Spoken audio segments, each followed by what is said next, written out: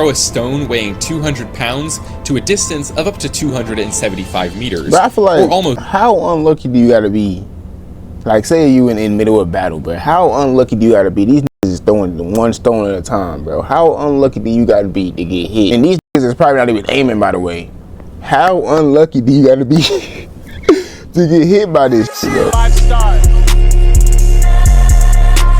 We got the deadliest weapons from every time period. You know, nowadays the only thing you see is the YNs running around with the switches and all day, you know what I'm saying? Before we had the switches, we had to work our way up, man. So let's see what the deadliest weapons is in every time zone. Make sure y'all like the video, leave a comment. But no, for real though, like the video, comment on the video, man. Let's get into it. Here are the deadliest weapons from every time period in history. The Stone Age. Back when humans still slept in caves, the options for killing each other weren't quite as exciting as they are today. For most of the Stone Age, your best weapon was just that, a stone. They were surprisingly effective. I ain't gonna lie though. You can do some damage with a stone. Look at that big stone. That stone is as big as her head, bro. You get a stone as big as her head, bro, that's like, I mean, would you rather get switched down? Or would you rather get a stone slammed into your head until you just, you know, until your head is a million pieces? I ain't gonna lie. Hard hit with a rock. They might got it with the stone. It's more than enough to crack a human skull like an egg. They also weren't too bad from a distance either. Thunk. Eventually, someone had the brilliant idea to put a sharpened stone on the end of a stick and call it a spear. Then, some 70,000 years ago, one guy was like, man, I hate that guy over there, but he's too far away to stab him with a spear or even throw a rock at him.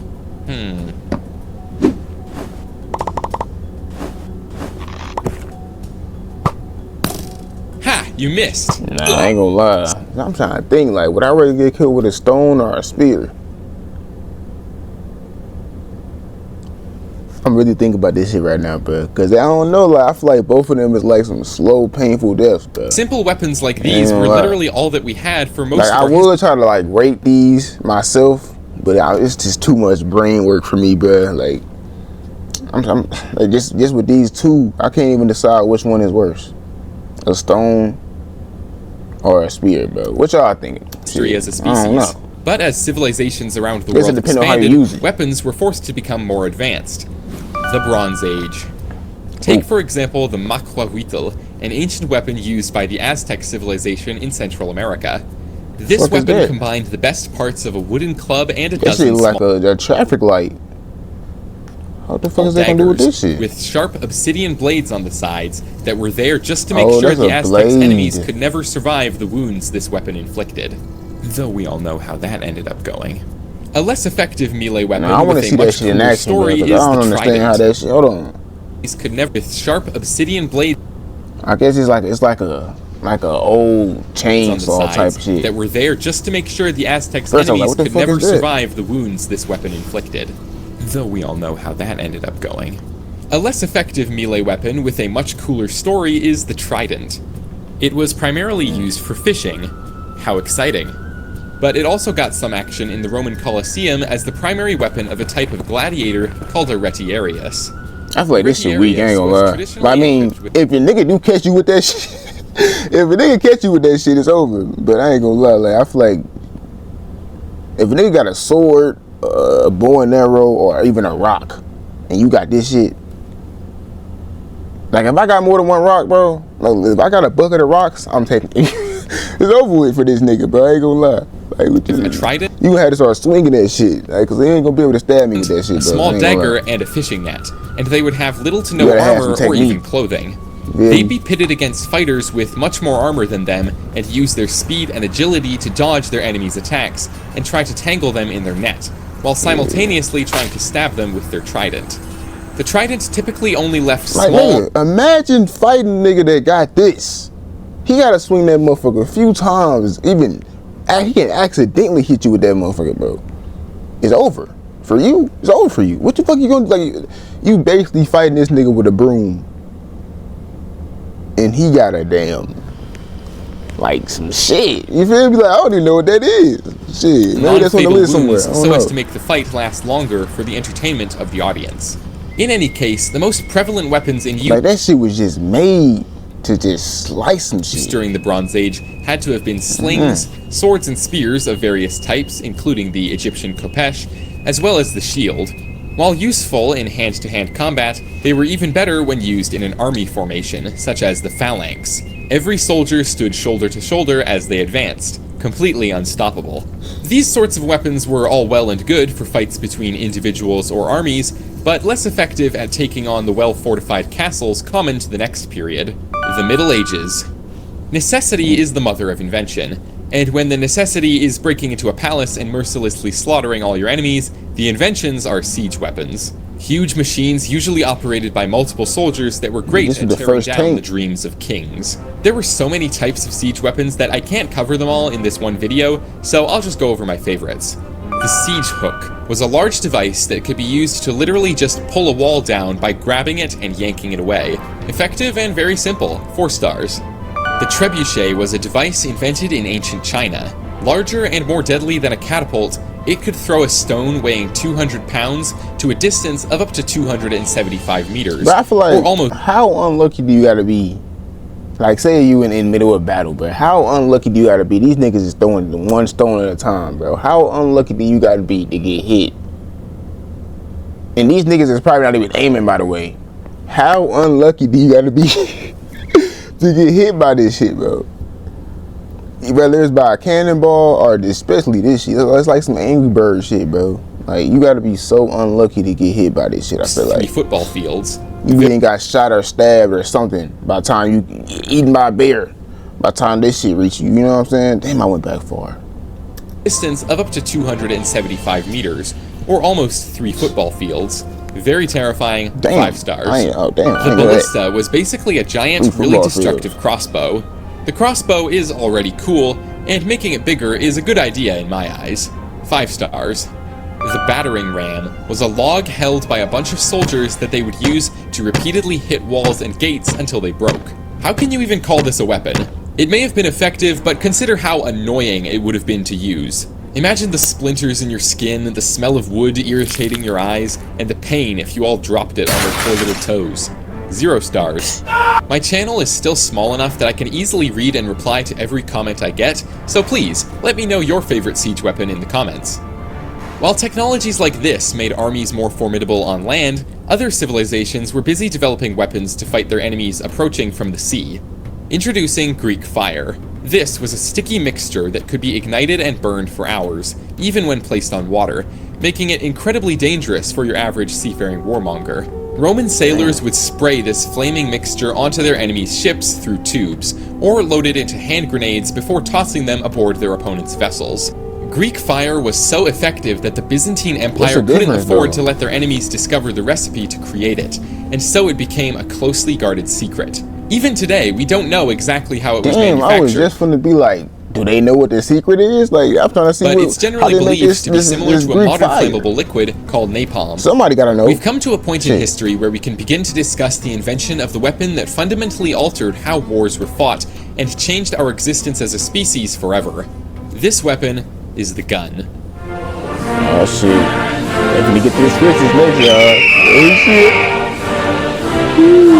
Modern guns are unreasonably effective at killing people. Just ask any American 3rd grader, they'll tell you. In the year 950, the ancient Chinese decided to put a tube of gunpowder on the end of a traditional spear.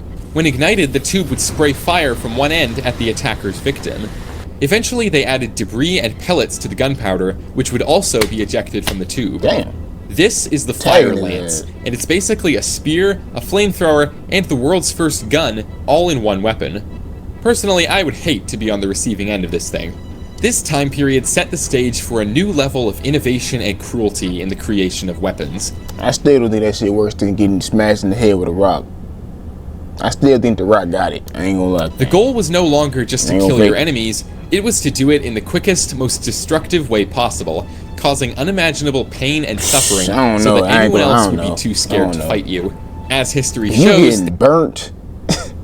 You getting burnt, shot, and stabbed, possibly, at the same time. Like, what's gonna kill you first? This sort of thing would only get worse.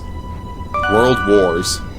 World War I completely changed how our species approached violent conflict. The Industrial Revolution had just concluded a few decades ago, and humanity had so many new technologies to try out for the purpose of killing. The soldiers of the First World War saw huge advancements in machine guns and grenades, as well as the invention of tanks and warplanes, which took the fighting to the skies. But these are not the most horrifying weapons used during this time. No, not by a long shot. Imagine you're a soldier in the trenches. You haven't seen any action for a few days now, and you and your fellow combatants are relaxed. You take turns keeping watch, but there's been no enemy activity to report. Suddenly, however, your watchman calls for your attention. An enormous cloud of yellowish-brown smoke is on the horizon, being blown towards you by the wind at an alarming speed. You're a trained fighter, so normally you wouldn't be scared, but in this case, there is no enemy to shoot at. Your only chance is to run from this new horror, and run you do. It's not enough. You are enveloped by the gas completely, and your skin begins I would have been over with, because the way I'd be thinking, I'd be like, yeah, at least it's not no bullets. At least it's not no bullets or no niggas running at me. You know what I'm saying? Or no wild animals or some shit. It's a yellow cloud. What's the worst that can happen? I've been over it. As your eyes swell shut. Breathing becomes excruciatingly painful, and you are screaming. So are your fellow soldiers, shocked and disoriented. If any of you somehow make it out of this cloud of mustard gas, you could remain alive suffering the effects for weeks. Swollen lungs, blistered skin, vomiting, and blindness, before you finally succumb to death. Gas attacks of many varieties were used by both sides. They like some shit off Fortnite though. But none were quite so horrifying as mustard gas. Eventually, international treaty laws would ban the use of toxic gas in combat, as the effects were seen as too inhumane. In a war that took the lives of 20 million people, that is saying something. Damn. World War I was truly the war to end all wars, until it wasn't anymore, when a certain Austrian painter decided he wanted to do some pretty terrible things. Poisonous gases were still used, of course, though 20 million people, nigga? Like, I gotta go back. Hold on. Damn. Completely different contexts. Shit. Like any other war, World War II started, it was fought for a while, countless people died screaming, and then it was over. The way this war concluded, however, is fundamentally different from any other war fought before or since. Here is the story of the final weapon.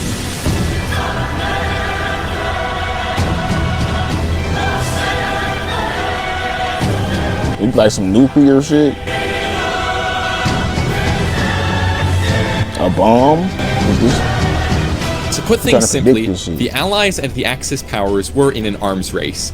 Both of them were trying to use recently discovered nuclear technology in order to make a bomb. The final bomb. A bomb so big and destructive, the other side... I got both of them. I said nuclear and I said war would have no choice but to surrender.